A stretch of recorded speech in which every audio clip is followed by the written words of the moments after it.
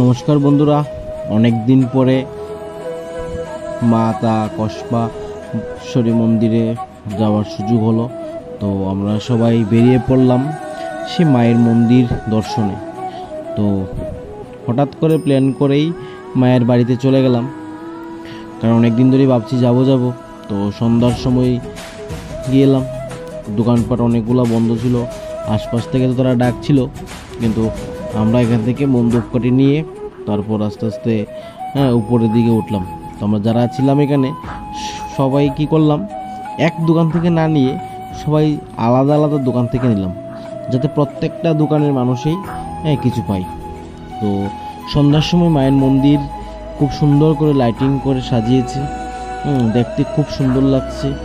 আর এমন একটা জায়গা যেখানে আসলে সত্যি মনটা ভরে যায়। তো খুব আনন্দের সঙ্গে ওইখানে আমরা গেলাম।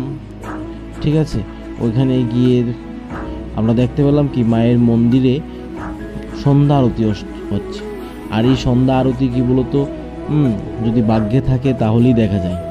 আর খুব সুন্দর করে এখানে পুরোহিত মশাই মায়ের সন্ধ্যা আরতি করছে, খুব ভালো লাগছে।